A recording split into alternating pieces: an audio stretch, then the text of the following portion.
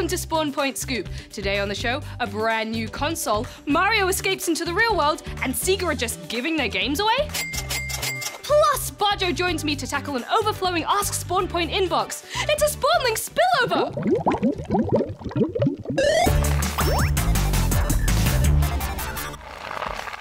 But first, the news. Nintendo has announced a new mini version of the Super Nintendo Entertainment System. The classic mini SNES will come preloaded with 21 games and includes 2 controllers. However, just like the mini NES, you won't be able to download any additional games to the console. But it will come with a game that was never originally released, Star Fox 2. This game was almost finished back in the 1990s before Nintendo decided to shelve it, and now we get to play it!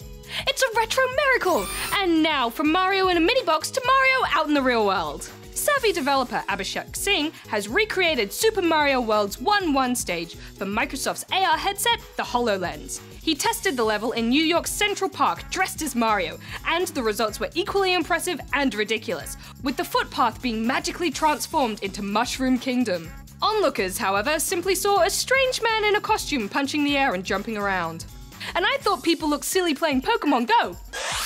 And finally, Sega have launched a new program called Sega Forever, where it will gradually release its huge back catalogue of console games for free, more or less. The games will be available on mobile devices and come as free versions supported by ads, or for a small fee, you can get them ad-free with a few bonus perks like offline saves. Whilst it's hard to complain about free stuff, the launch was soured by many users complaining that the old games run poorly, even on the most advanced smartphones. Sonic can't go slow, gotta go fast, Sega! Well, that's it for the news. Time to go answer some questions with old mate Barjo. Hi, Barjo! Hi, Brad! Thanks for joining me at the Scoop Desk. It's a pleasure to be here. Well, we've been getting so many emails into our Ask Spawn Point inbox that we have a bit of an overflow. So many emails, too many almost. Too many! So we decided to answer some extras right here on Scoop, starting with this one from Queen of Darren's Setting, Miffy in Sydney. Hey Spawn Point, I've got 2 questions. 1, Darren has to drink the noob cup now! 2, why aren't there any girl games? If you do not respond, I'll turn Darren off and send his settings to attack! Hey! Well, Queen of Darren's Setting, perhaps it is you who needs to drink from the noob cup because that was not a question, it was merely a statement.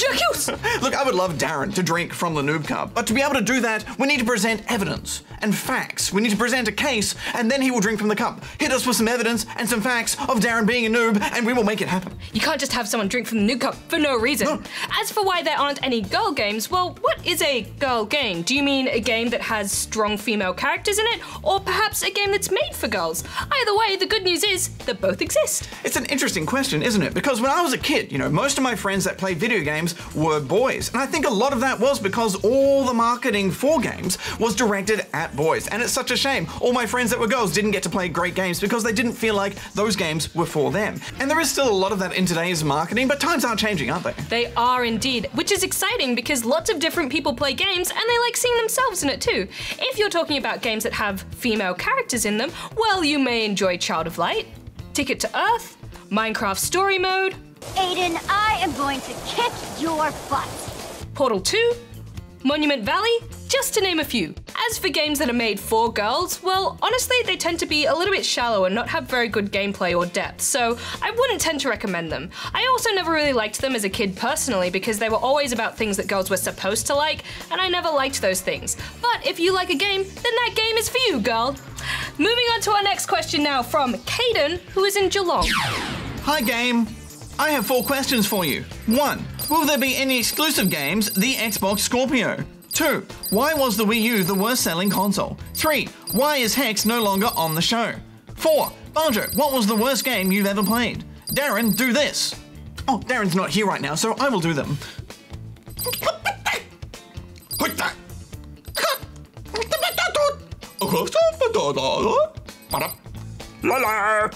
Thanks. Well, Caden, to answer your first question, no. The Xbox Scorpio, which is now officially known as the Xbox One X, is part of the Xbox One family, so it's not going to have any games made specifically for it, at least not for now. Who knows in 5 years from now, but for now, you're pretty safe. Yeah, as for your second question, the Wii U didn't sell well for Nintendo because it was all just a bit confusing, wasn't it? It wasn't marketed very well, so a lot of people thought that it was actually just an expansion for the Wii rather than a whole new console all by itself. Yeah, that's right. And also the technology was a little bit behind the times when it finally came out, because it had this tablet controller interface, but the controller itself wasn't as good as other controllers that were out there, but also the tablet part of it wasn't as good as other tablets that were coming out, so it already kind of felt old in our hands. Yeah, as soon as you got it, it felt a little old. But all consoles are always hinged on the games, and unfortunately, there weren't really any must-haves for the Wii U. There were some great games made by Nintendo for the console, but not many from other developers. They promised lots of games, but then they never happened. That's why Hex is no longer on the show. Well, she's been doing Spawn Point for 7 years and just wanted a change. Fair enough. And Bajo, what is the worst game you've ever played? Oh, there are so many, Rad. There are so many. This year, I think it would be Dangerous Golf. That game I was expecting to be exciting and crazy and really competitive and fun, and it was just kind of a bit of a mess and tedious. It's always sad when you get disappointed by a game, isn't it? Yeah. But moving on now, we have this one from Node3X the Yummy Child in Kobe J. Hi GGSP, I am thinking of getting a new setup as I am running on a toaster. 3-year-old PC, please help me. What do you recommend? A $2,000 PC or a $2,500 laptop with a dock? Please answer me or Kobe J will slam dunk you. Bajo, do these. Woohoo!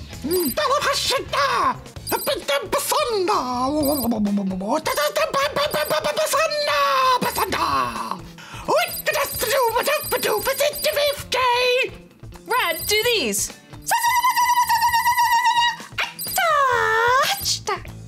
I would always say that you can't go past a desktop PC when you're playing games. That's right, Rad. You know, whenever I've tried to play games on a laptop, sometimes you can play simple 2D stuff, but even really expensive gaming laptops just won't deliver anywhere near the performance power that you can get with a desktop, and it's usually cheaper too. Yeah, they're much better value for money. And the great thing about desktops too is that they're upgradable. So as you need more power, you can change your graphics card, you can put more RAM in. They're really versatile. Yeah, desktops all the way. And we have time for one more question, and it comes from the Noob Police, who is in Adelaide. Hey GGSP! I was wondering, if there was a button that could transport you into any video game, but you had to have your own character for it, would you press it? And what game would be transported into? Thanks. P.S. I'll be waxing you for any noobery. Thanks for your question, Noob Police.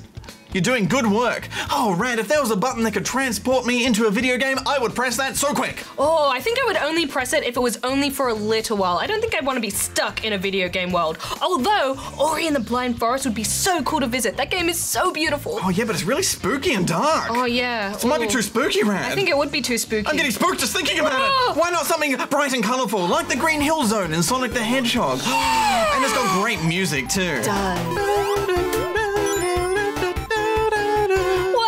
Time we have for this week. As always, if you've got a question that you'd like to ask us, you can go here and send it in.